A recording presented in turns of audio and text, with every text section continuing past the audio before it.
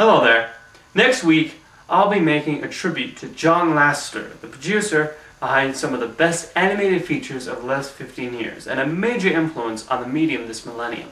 However, like many great filmmakers, there is at least one questionable film in his resume that makes you wonder why he would attach his name to it.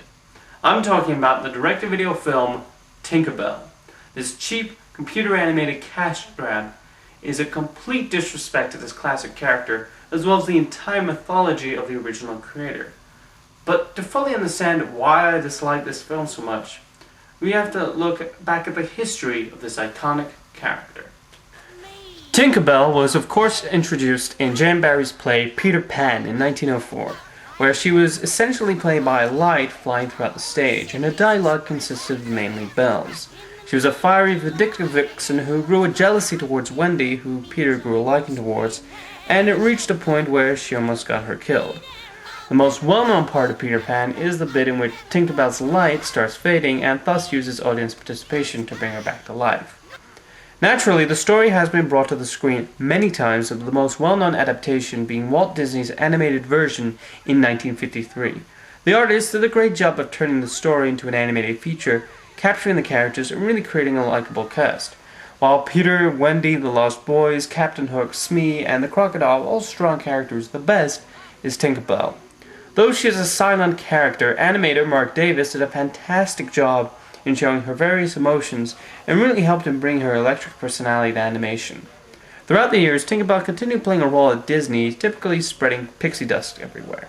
Jumping ahead a number of years ago, Disney had received massive success with their Disney Princess toy line. So the executives thought to themselves, what other classic characters at our disposal can we exploit to make money? Well, they thought, why not a Disney Fairies product line? However, looking at their history, there aren't as many marketable fairies as one might think. In addition to Tinkerbell, there are those sprites in the Nutcracker Suite segment of Fantasia, the fairy godmother in Cinderella, the three main characters in Sleeping Beauty, and that's pretty much it. So the idea was formed to create brand new fairy characters and introduce them to the public in a direct-to-video animated feature starring Tinkerbell. During its making, John Lasseter was brought on board to head all of Disney Animation and called the original cut virtually unwatchable. However, because it was too deep into production and running over budget to outright cancel it, Lasseter simply told the animators and story people to scrap the millions of dollars worth of animation and start all over again. Unfortunately, the final product still isn't any good, which makes me wish he would have just cancelled it right then and there. But, oh well, let's look into why this is such a horrible piece of work. So, as the film began, I actually thought the film had a shot of being halfway decent, mainly because of how good the animation is. Usually the animation in direct-to-video features leave a lot to be desired, but here, it's almost cinema-level quality. So I give the animators a lot of credit here, as this flight through London and into Neverland does an excellent job of bringing back memories of the original Peter Pan. Unfortunately, the story has to start. So it all begins with the birth of Tinkerbell, and right from the get-go, we know this isn't going to be the same Tinkerbell we're familiar with. Her voice is provided by Mae Whitman, who provided some great acting before on Disney's Teacher's Pet, and most notably playing Michael Cera's bland girlfriend on Arrested Development. Unfortunately, she doesn't bring much personality to Tinkerbell. Remember that feisty, fiery vixen introduced in 1953? Yeah, she's not going to be showing up here. Wow, everyone seems so busy. Tinkerbell literally has no personality here and lacks all the nuances we saw in Mark Davis's brilliant animation.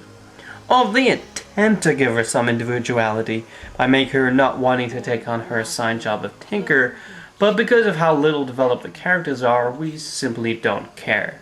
And yes, I'm afraid there are other characters which, like the rest of the film, feels created by a group of executives and toy manufacturers. We have a dark-haired fairy, voiced by Lucy Liu, a happy fairy, voiced by America Ferrera, a motherly figure, played by Kristen Chenoweth, and a sassy, psychic black fairy, played by Raven Simone. No, wait, I mean her head. Wait, okay, if she's red, raise the head. If she's pale, raise the tail. Does she look pale or red?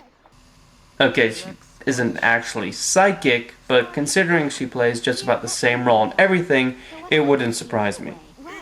Oh, and we also have a love interest for Tinkerbell. Why?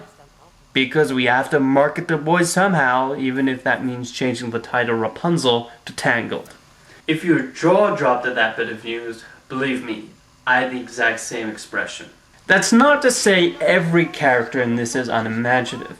Tinkerbell has a couple of sidekicks voiced by Jeff Bennett and Rob Paulson, the only actors who seem to actually bring some semblance of life to the proceedings, and may maybe wish it was about them instead. So pretty. Who's that then? It's Tinkerbell, you snail brain! Oh! I mean, who doesn't want to see a film with a British Johnny Bravo and a Scottish Yakko Warner? Now, some of you are probably wondering what the story is about. Well, essentially, Tink wants to go to the mainland to spread her fairy magic, but being a tinker, she's not allowed to. So she goes through a bunch of ridiculous exercises to get other jobs so she's allowed to. However, isn't she a fairy with wings who can easily fly off and actually go there? I mean, the film ends with her actually going to London with the rest of the fairies. So, all the rest of the film changes nothing, especially since she doesn't grow much as a character, unlike her 1953 counterpart. The one time she experiences any sort of change is this brief scene where she actually turns red with anger, which is a funny little ode to the older self, but that's the one resemblance they share. But really, aside from a cliched message about doing anything she wants if she believes in it, she doesn't learn much throughout the film. You might think I'm going through the entire feature too quickly, but believe me, it'll just bore you just as much as it bored me the entire time.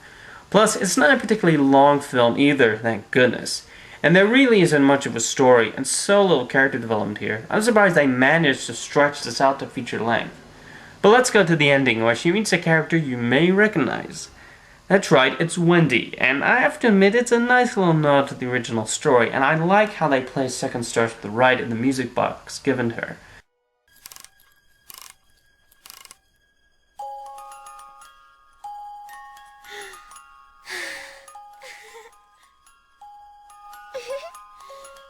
However, there is a major continuity issue.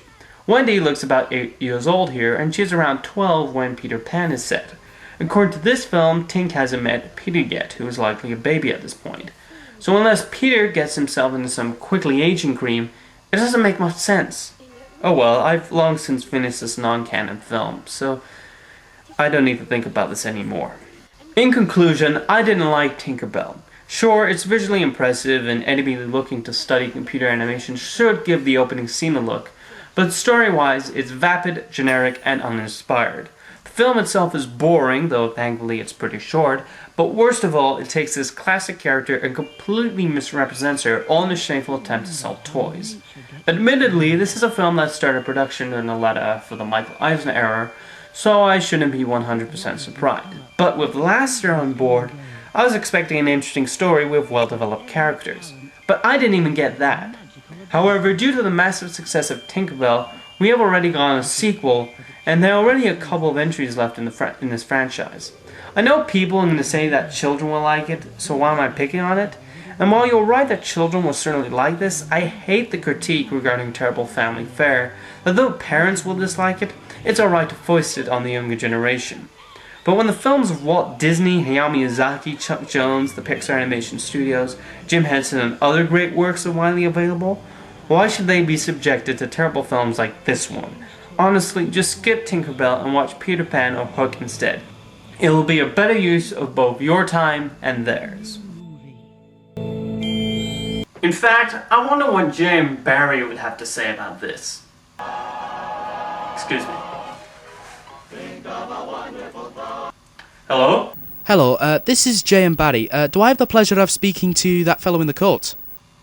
Yes, this is he. What a mighty coincidence. I have to say, I really admire your work. Peter Pan really is a wonderful play. Listen, while I have you calling me from beyond the grave, I was wondering, what do you think of Disney using your Tinkerbell character and make her the lead in one of their direct-to-video features? I think it is a shameful insult to my creation and a complete disregard to my work and nothing like how I had written her. I see. And what do you think of the 1953 animated film? A magnificent film. It's a shame I died before I saw it in the theatre, but nevertheless, I saw it in the end, and I thought it was an excellent animated masterpiece. I really did. The characters worked so well, including Tinkerbell, which is far more than I can say for that direct-to-video monstrosity. See, even the original creator is rolling in his grave over this. Well, it's very nice chatting with you, sir.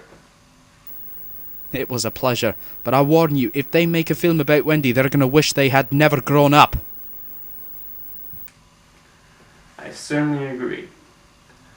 I'll see you next time. So, what do you think of Johnny Depp playing you in Finding Neverland?